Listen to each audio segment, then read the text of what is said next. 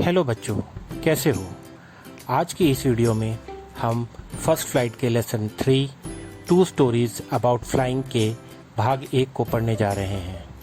इस कहानी में एक छोटा सा समुद्री पक्षी जिसे उड़ने से डर लगता है, वह अपने भय पर कैसे विजय प्राप्त करता है। आइए पढ़ते हैं लियाम ओ फ्लेहर्टी द्वारा रचित इस कहानी को। The young seagull was alone on his ledge. His two brothers and his sister had already flown away the day before. He had been afraid to fly with them. Somehow, when he had taken a little run forward to the brink of the ledge and attempted to flap his wings, he became afraid. The great expanse of sea stretched down beneath, and it was such a long way down, miles down. He felt certain that his wings would never support him, so he bent his head and ran away back to the little hole under the ledge where he slept at night. वह युवा समुद्री पक्षी अपनी चट्टान के उभरे हुए भाग पर अकेला था। उसके 2 भाई और एक बहन एक दिन पहले ही उड़ान भरकर दूर जा चुके थे। वह उनके साथ उड़ने से डरता था। किसी प्रकार जब वह चट्टान के उभरे हुए भाग के किनारे की ओर थोड़ा सा दौड़ कर गया और अपने पंखों को से उड़ने की कोशिश की तो वह डर गया। नीचे समुद्र का बहुत दूर तक विस्तार फैला हुआ था और यह बहुत लंबा, मीलों लंबा रास्ता था। उसे यह यकीन हो गया कि उसके पंख इतनी लंबी उड़ान में उसका साथ नहीं दे पाएंगे। इसलिए उसने अपना सर झुकाया और दौड़कर उस चट्टान के हिस्से में बने हुए अपने छोटे से बिल में, या वो छेद जो बना था जिसमें वो रहता था, उसमें लौट गया और वहाँ पर रात के समय में वह सोया था। Even when each of his brothers and his little sister, whose wings were far shorter than his own, ran to the brink, flapped their wings and flew away, he failed to muster up courage to take that plunge which appeared to him so desperate. His father and mother had come around, calling to him shrilly, upbraiding him, threatening to let him starve on his ledge unless he flew away, but for the life of him he could not move. उस समय भी वह छलांग लगाने की हिम्मत नहीं जुटा पाया था। जब उसके दोनों भाई और छोटे बहन अपने छोटे पंखों को फड़फड़ाकर दूर उड़ गए थे। उनके पंख उसके पंखों के मुकाबले काफ़ी छोटे थे, लेकिन यह काम उसे बहुत ज़्यादा निराशाजनक दिखाई दे रहा था। उसके माता पिता सैर करके लौट आए थे। वे चीख चीख कर पुकार रहे थे, उसे डांट रहे थे और उसे धमका भी रहे थे कि वे उसे उस पत्थर पर भूखा मरने के लिए छोड़ देंगे अगर वह उड़ा नहीं। परंतु अपनी ज़िंदगी के लिए वह वहाँ से हिल भी नहीं सका। मतलब उसे डर लग रहा था कि वह उड़ नहीं सकेगा और जैसे ही उड़ने की कोशिश करेगा वो समुंदर के अंदर गिर जाए। That was 24 hours ago. Since then, nobody had come near him. The day before, all day long, he had watched his parents flying about with his brothers and sisters, perfecting them in the art of flight, teaching them how to skim the waves and how to dive for fish. He had, in fact, seen his older brother catch his first herring and devour it, standing on a rock while his parents circled around raising a proud cackle. And all the morning the whole family had walked about on the big plateau midway down the opposite cliff, taunting him with his cowardice. यह 24 घंटे पहले की बात थी। तब से उसके नज़दीक कोई भी नहीं आया था। एक दिन पहले वह सारे दिन अपने माता पिता को अपने भाइयों और बहन के साथ साथ यहाँ वहाँ उड़ते हुए देख रहा था, जो उन्हें उड़ने की कला में पारंगत कर रहे थे। मतलब उन्हें सिखा रहे थे कि कैसे तरंगों को स्पर्श करते हुए उड़ते हैं और मछली पकड़ने के लिए किस प्रकार से गोता लगाया जाता है। उसने असलियत में मतलब अपनी आँखों से अपने बड़े भाई को पहली बार हैरिंग नाम की मछली को पकड़ते हुए देखा और वह उसे एक चट्टान के ऊपर खड़े होकर के निगल रहा था, यह भी उसने देखा। जबकि उसके माता पिता खुशी से गर्व से होकर आवाज़ लगाते हुए उसके चारों ओर चक्कर काट रहे थे और सामने की चट्टान की ढलान के बीच में बड़े से पठार पर सारा परिवार इकट्ठा होकर के सारी सुबह उसकी कायरता का मजाक उड़ाते हुए इधर उधर घूम रहा था। The sun was now ascending the sky, blazing on his ledge that faced the south.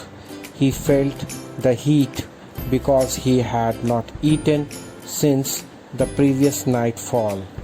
Then he had found a dried piece of mackerel's tail at the far end of his ledge. Now there was not a single scrap of food left. He had searched every inch, rooting among the rough, dirt-caked straw nest where he and his brothers and sisters had been hatched. He even gnawed at the dried pieces of spotted eggshell. It was like eating a part of himself. अब सूर्य आकाश में चढ़ रहा था तथा उसकी रोशनी उस चट्टान पर चमक रही थी जिसका मुंह दक्षिण की दिशा की तरफ था। उस पक्षी को अब गर्मी अनुभव हुई क्योंकि पिछली रात से उसने कुछ नहीं खाया था। उस चट्टान के दूसरे कोने पर उसे मैकरेल की पूंछ का एक टुकड़ा मिला। अब ज़रा भी भोजन का कोई भी हिस्सा या टुकड़ा शेष नहीं रह गया था। उसने प्रत्येक इंच को खोजा, बेकार मिट्टी में सनी हुई घास फूस को भी खोजा और जहाँ पर उसने तथा उसके भाई बहनों ने जन्म लिया था। यहाँ तक कि उसने उन अंडों के सूखे हुए छिलके के टुकड़ों को भी काटा। उसे लग रहा था कि वह स्वयं ही अपने किसी हिस्से को खा रहा है, या हम कह सकते हैं कि यह स्वयं के किसी ही हिस्से को खाने के बराबर था। He had then trotted back and forth from one end of the ledge to the other, his grey body the color of the cliff, his long grey legs stepping daintily, trying to find some means of reaching his parents without having to fly. But on each side of him the ledge ended in a sheer fall in precipice with the sea beneath, and between him and his parents there was a deep, wide chasm. Surely he could reach them without flying if he could only move northwards along the cliff face. But then on what could he walk? There was no ledge, and he was not a fly, and above him he could see nothing. The precipice was sheer, and the top of it was perhaps farther away than the sea beneath him. तब उसने चट्टान के एक सिरे से दूसरे सिरे तक घूमना शुरू कर दिया। उसका ग्रे शरीर का रंग चट्टान के रंग के जैसा था और उसकी लंबी ग्रे रंग की टांगें कोमलता से आगे बढ़ रही थीं और वह बगैर उड़ान भरे अपने माता पिता के पास पहुंचने का रास्ता खोज रही थीं। परंतु उसके दोनों तरफ चट्टान के फलक के सिरों पर एक तीखी ढाल थी और नीचे समुद्र था तथा उसके और उसके माता पिता के बीच एक गहरी और चौड़ी खाई थी। इसमें कोई शक नहीं था कि यदि वह उत्तर दिशा की तरफ चट्टान के साथ साथ चलता हुआ जाता तो वह बगैर उड़ान भरे उन तक पहुंच सकता था। परंतु वो चलता कैसे और किस चीज़ पर? वहाँ तो कोई चट्टान चपटी थी नहीं और वह कोई मक्खी भी नहीं था। वह अपने ऊपर किसी चीज़ को नहीं देख पा रहा था। चट्टान की चढ़ाई एकदम सीधी और तीखी थी और इसका शिखर उसके नीचे स्थित सागर से भी ज़्यादा फासले पर था। He stepped slowly out to the brink of the ledge and standing on one leg with the other leg hidden under his wing, he closed one eye, then the other, and pretended to be falling asleep. Still, they took no notice of him. He saw his two brothers and his sister lying on the plateau, dozing with their heads sunk into their necks. His father was preening the feathers on his white back. Only his mother was looking at him. She was standing on a little high hump on the plateau, her white breast thrusting forward. Now and again she tore at a piece of fish that lay at her feet and then scraped each side of her beak on the rock. The sight of the food maddened him. How he loved to tear food that way, scraping his beak now and again to wet it. He uttered a low cackle. His mother cackled too and looked over at him. वह धीरे धीरे चट्टान के एक सिरे तक पहुंचा और एक टांग पर खड़ा होकर दूसरी टांग को अपने पंखों के नीचे छुपाने लगा और पहले उसने एक आंख बंद करी और फिर दूसरी आंख बंद करके सोने का नाटक किया। तब भी उन्होंने उसकी कोई परवाह नहीं की। उसने अपने दोनों भाइयों और बहन को पठार पर लेटे हुए और अपने सिर को अपनी गर्दन में छुपाकर ऊँघते हुए देखा। उसके पिता अपनी सफ़ेद पीठ पर पंखों की सफाई कर रहे थे। सिर्फ उसकी माँ ही उसे देख रही थी। वह पठार के ऊपर एक छोटे से टीले पर खड़ी थी और अपनी सफ़ेद छाती के आगे उसकी सफ़ेद छाती आगे की तरफ निकली हुई थी। कुछ समय के अंतर पर वह मछली के टुकड़ों को नोचती और जो उसके पाँव के नीचे पड़े हुए थे और उसके पास वह अपनी चोंच के दोनों सिरों को बारी बारी चट्टान पर रगड़कर पहना करती। खाने को देख करके वह बिल्कुल पागल हो गया। उसे इस बात में मज़ा आता था कि वह खाने को नोच नोच कर खाए और चोंच को बार बार चट्टान पर रगड़े ताकि उसकी चोंच तेज़ हो जाए। उसने धीरे धीरे कुड़कुड़ की आवाज़ पैदा की। माँ ने भी वैसी ही आवाज़ पैदा करके उसे बुलाया और उसकी तरफ देखा। गा गा गा, he cried, begging her to bring him some food. Gaw gaw ah, she screamed back derisively, but he kept calling plaintively, and after a minute or so he uttered a joyful scream. His mother had picked up a piece of the fish and was flying across to him with it. He leaned out eagerly, tapping the rock with his feet, trying to get nearer to her as she flew across. But when she was just opposite to him, abreast of his ledge, She halted, her legs hanging limp, her wings motionless, the piece of fish in her beak almost within reach of his beak. He waited a moment in surprise, wondering why she did not come nearer, and then, maddened by hunger, he dived at the fish.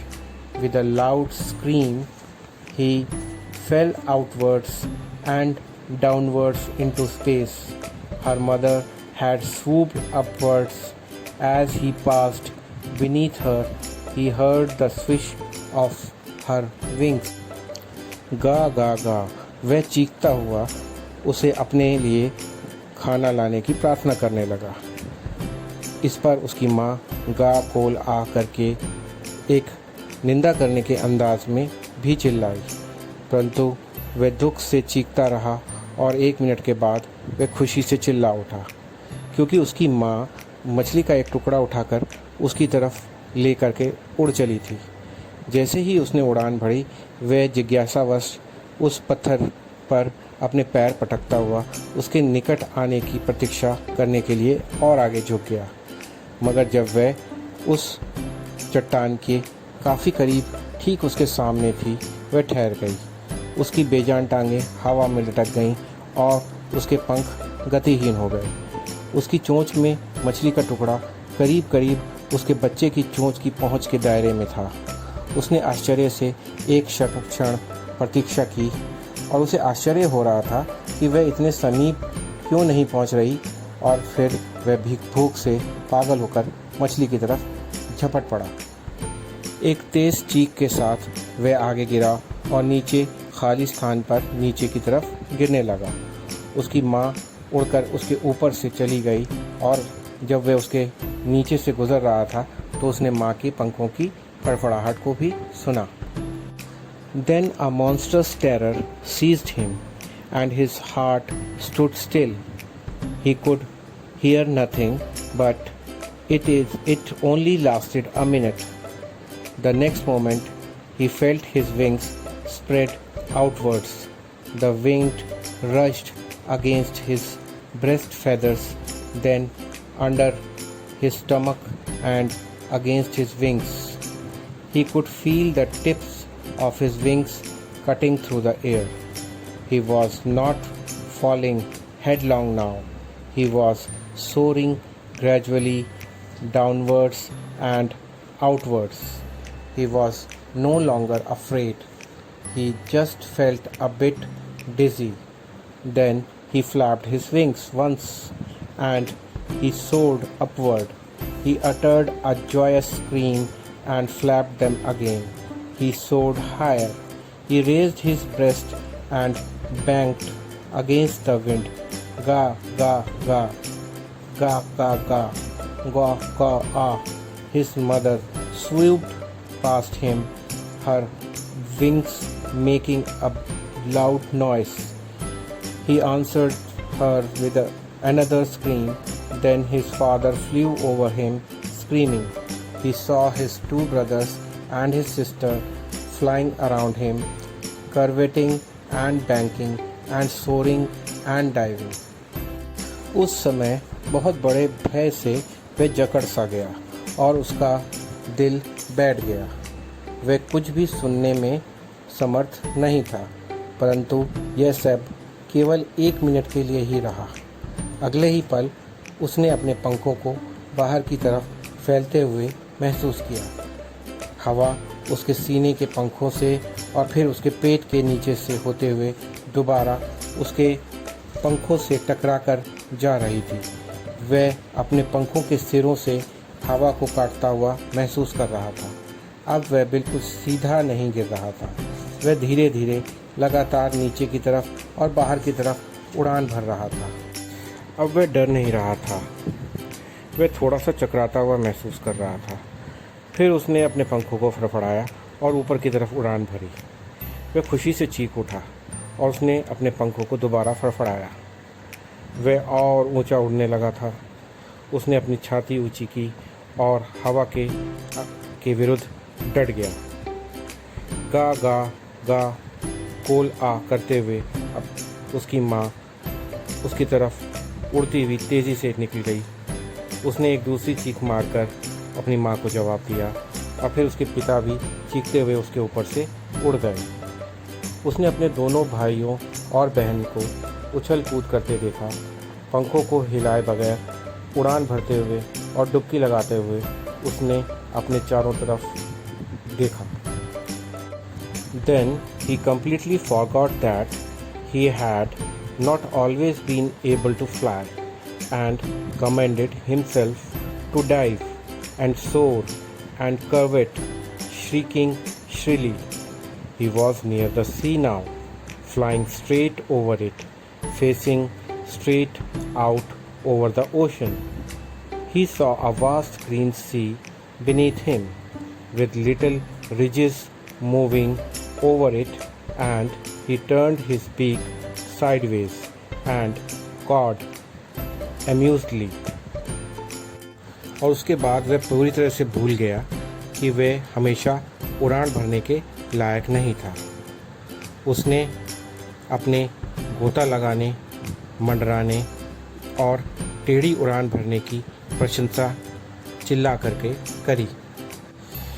अब वह समुद्र के काफ़ी करीब था, सीधी उसके ऊपर से उड़ान भरता हुआ, बिना किसी संकोच के समुद्र को देखता हुआ सीधा उड़ रहा था।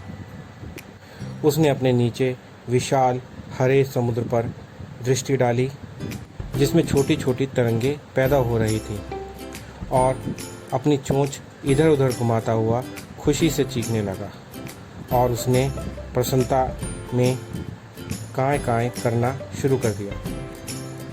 His parents and his brothers and sister had landed on this green flooring ahead of him.